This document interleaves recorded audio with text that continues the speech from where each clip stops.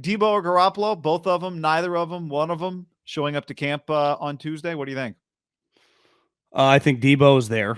Uh, I think that you're not the holdouts from when we were kids. I guess it specifically happened in football, and it happened in football up until The when? last CBA, right? Yeah, up until about 2011 ish. The Revis felt like one of the last true. Like I'm not showing up. But I guess you'd say that, but remember Khalil Mack and Aaron Donald did it. I guess this new CBA that they literally just signed like a year ago added that language of like kind of an owner flex, right? Like we are not giving your money back. And then good luck negotiating, just thinking we'll just add that money to the contract. Cause I know that was, I used to say that. And I was thinking that like, I don't think that would be a give back thing.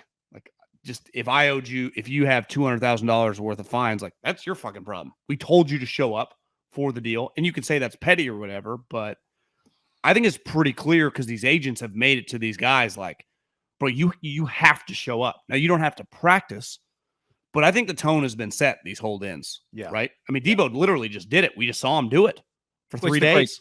It's the great scam, making it illegal for you to do something that you don't want to do anyway. But every team felt obligated when they were in that spot. Like we just brought the guy back. We don't want to start off on the wrong foot. Let's give him his money back. And everyone always got it back forward. Yeah. But they didn't want to do it. They just felt like if you don't do it, you're starting a fight. So now they changed the rule and now guys show up. And, I think by and large with the Niners we've seen, and with a lot of teams, although Kyler's situation was a little different, if you show up, eventually there is a contract for you, right? The question is, are the Niners waiting on Jimmy to do a contract with Deebo? Like, did you see the headline from Florio that Kyler has over $9 million of incentives for off-season over the next 5 years? Oh, can you imagine having to pay your guy that? Well, can you imagine even having to think like that when a contract of that? Obviously, you do with him because he would never show up. But honestly, Guy, I think there would be an element like that. It made me think about Deebo, who does not like this area, who does not like training out here in the offseason. Teams do not want to do that crap, but say what you want. Like it's part of the cost of doing business now with a guy. Again, you're in Santa Clara. He trains in Florida. If you want him here, it wouldn't cost $9 million, but would they have to throw in at least a number that makes it like $1 million in off season if it's a 4-year contract, so it's $4 million, and you could argue like it's just worth it for him. It's a little different with a quarterback. Like, I got to put this in. It's fucking Kyler, we're in fucking Scottsdale. It's a I don't even know how long the flight, a private jet from Scottsdale back to Texas. That's where you want to hang out. I understand a little more with Deebo. Even though Kittle and those guys, like Kittle lives in Nashville for 6 months and figures it out. Yeah. So, I think with younger guys too, there's if you're a Hall of Fame quarterback at 35, there's a little less expectation that you got to be there for some of the drudgery.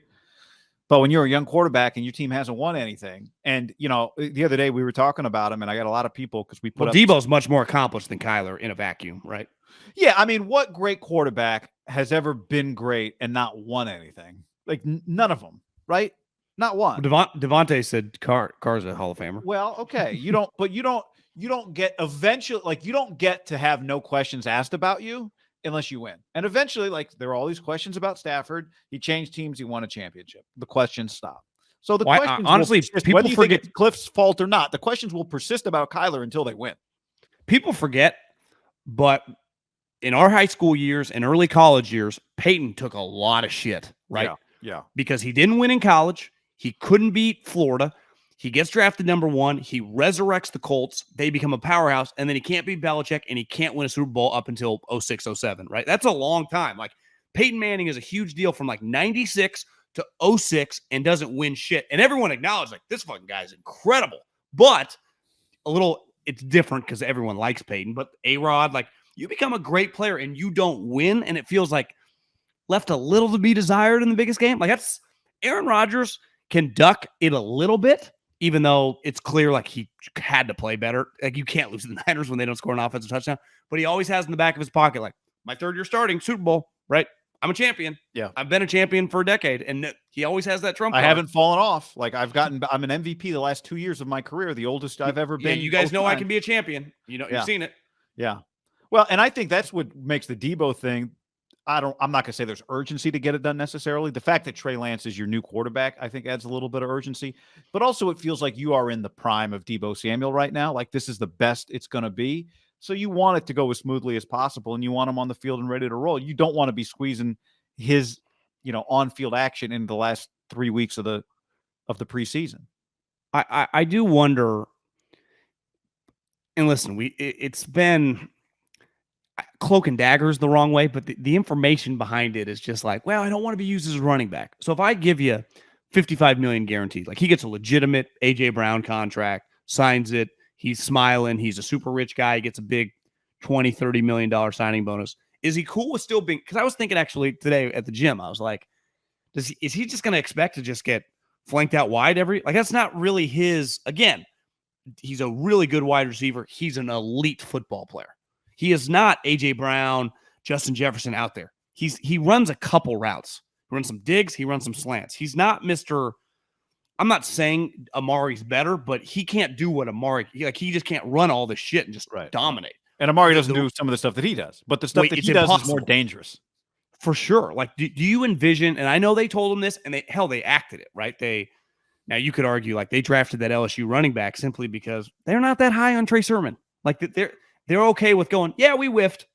And the way Kyle kills everybody, like we just need more people. Like, so we just need another running back. We love this guy. The value was there. Like maybe Trey, is it inconceivable? Trey Sermon gets cut and you just kind of we just move on. We screwed up, we fucked up, but we moved on and we got a better player. That guy, you watched his highlights before me. I remember one of his highlights, like, God damn, this guy's a beast. So that guy's going to play. Obviously Mitchell's going to play, but Deebo can do things that those guys he's one of the more electrifying players we've ever seen in the backfield. Like in recent memory, like Alvin Kamara level, like, Dalvin Cook, like he was doing that type stuff. Yeah. Saquon is rookie. He's scoring 25-yard rushing touchdowns, leading the league, right? Like you're hitting home runs on running plays with him. Yeah. And I understand, because once you get paid, like, why does it even matter? I don't want you to get hurt, and Deebo doesn't want to get hurt, I guess. Yeah. Yeah. But you're years away again, right? It's a catch-22. He did take some pretty big shots kind of going up the middle last year, right? Running the ball up the middle. Yeah, he got not concussed, but remember he left where did he get hit in the head with the forearm? Was that the Rams game? Yeah, and there was a play in the Packers game where he got walloped, and he went down. He came back, but it was like I also think the collisions are a little harder, like within that 10-yard kind of box, right? When the game's on the line, is he really not going to take the football?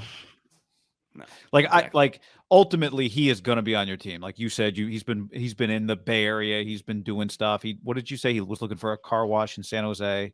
Yeah, car wash, something of that vein, whether it was a car service, something like San Jose. He Instagrammed something about San Jose. Garoppolo is going to have, I'd be surprised if Jimmy showed up on Tuesday, right? He's still rehabbing, still improving, going to be excused.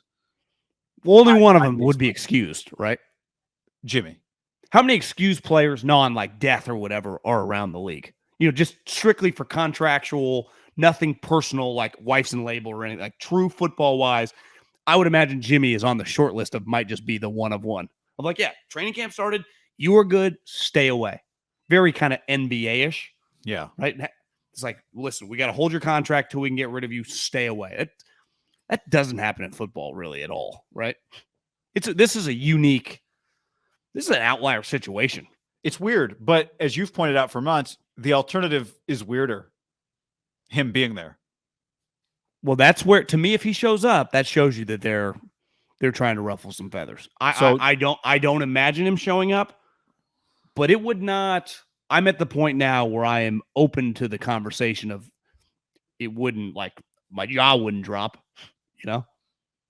because there's no way they're asking him to come. And so if he arrives, it's because Don is putting pressure on them. We know you don't want this. Get this guy out of here. He's going to show up and make your life uncomfortable.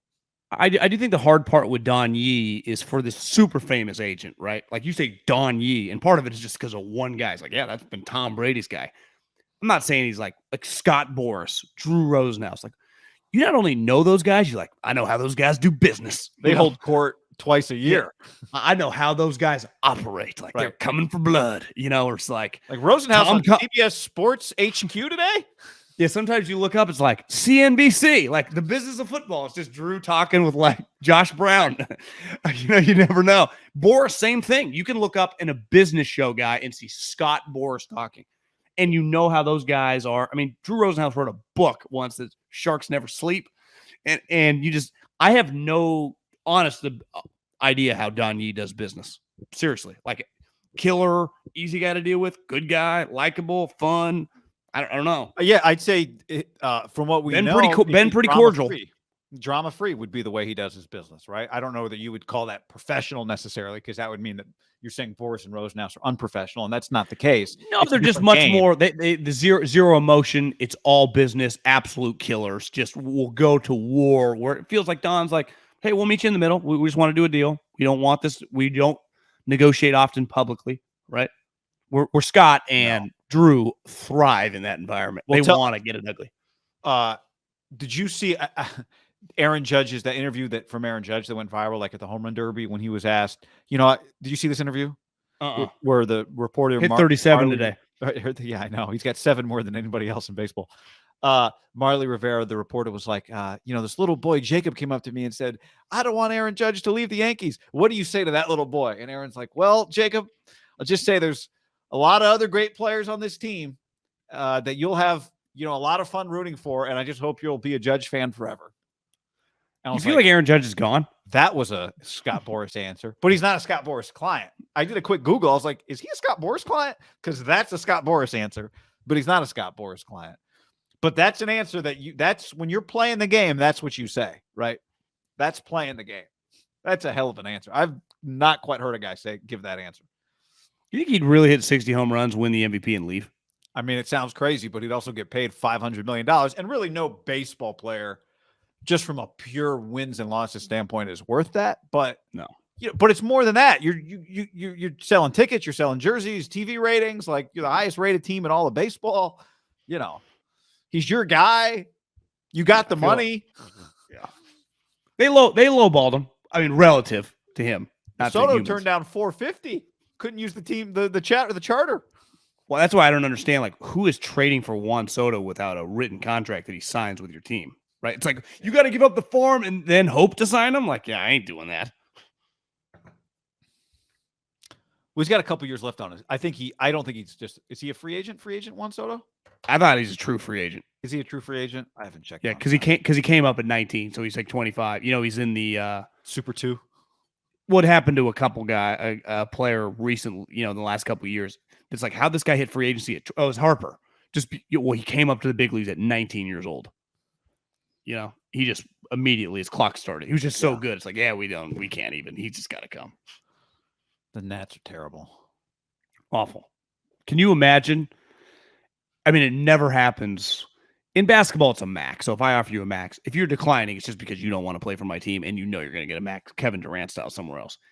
In football, for the most part, when I offer you an astronomical amount of money and I draft you, whether my team's good or bad, for the most part, those guys sign. In baseball, it's like Aaron Judge kind of bet on himself, knows the market. Like, guys are getting $354, not as crazy, even though someone put a piece of paper with $213 million and he said no. It is an entire another level of just operation. And I get Scott Boras, the piece of paper with $404 million, and you saying, nah, man, I'll wait another 6 months to see what's out there. Part of it is you just play a sport where it's like your head's not getting taken off every Saturday. I know, but like the 213 would take some stones and balls. 440 is in a completely different universe. 440. So Soto, 440. Instagram once got bought for $1 billion, guy. $1 billion. 440. The Warriors got bought for like what was the Joe Lacob price? Yeah, I think 460. So Soto does have. Here's the other thing that makes it crazy. He's got 2 years. He is not a free agent until after the 2024 season. So he's got arbitration. Oh, I thought he was a free agent. So that makes it even crazier to turn down the money, right? Like, okay, so it makes some sense why you're trading for him. Okay, I got you. But you still like, yeah, I mean, 440. I'm good.